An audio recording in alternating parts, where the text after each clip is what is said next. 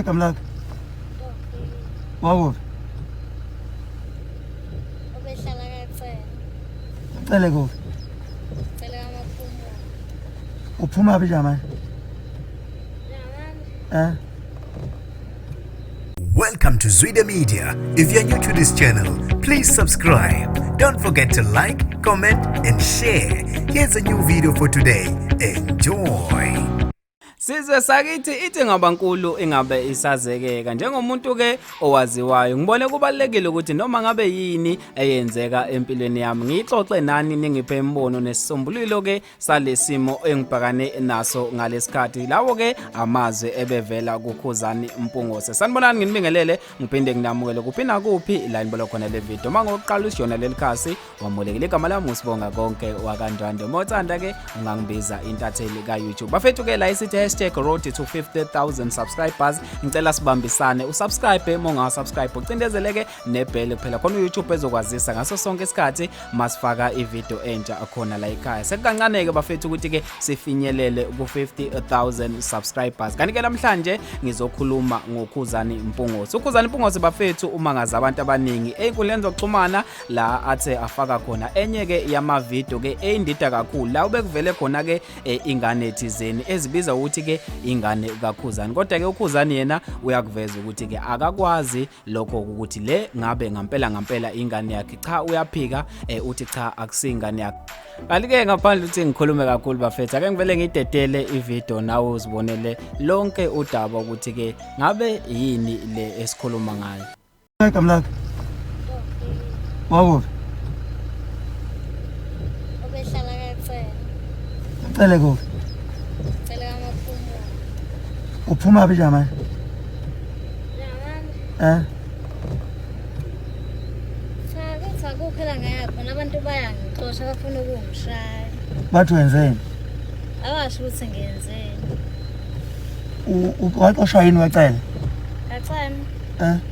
KaCele bangakhona ekhaya. Wawuphi? Uma bengihlala naye bengihlukumeza. Bekuhlukumeza. Ngicela uze lapha ngifuna ukulalela kahle le ndaba yakho. Uzidedele imonto. Sondela ntombi ngizwa.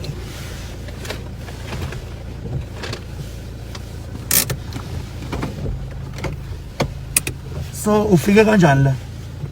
Bengihamba ngihike. Uya kuphi? Ubuhamba hike uya kuphi? Sawumunye umkhulu oyiNazaretha wathi angize la. Wathi woza la? Uthi uzowenzani le ndawo? Ethi angizobuza ukuthi uyangizala. Mina. Cha. Sengitholile udaba lakho. Sengihambe kakhulu ngifanele abantu abaningi. So ke njengoba ngihlangana nawe ngiyakubona mina bese ngisendele ithombe zakho. So umkhulu weNazaretha wayeganga ngawo ngoba mina ngineminyaka u30. Hawu. Wena ngaki?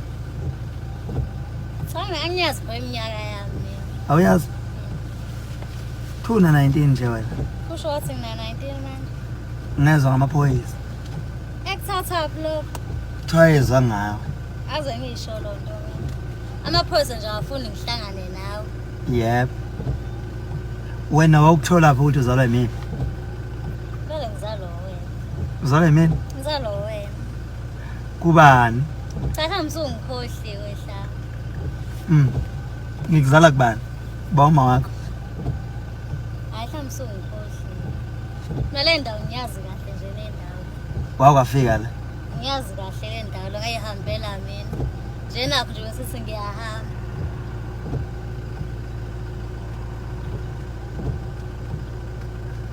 Ubani mawakho? Angitsho nakade ungifuna. Kade ungifuna ukuthi uzalwa yimi. Sengifikile kuwena. Kodwa vele ngikhuluma into eyiqiniso. Hayi angithi angizwa mina ngili nawe. Uthi wena uzalwa yimi angithi. So mina ngifuna ukubuza kahle yonke into.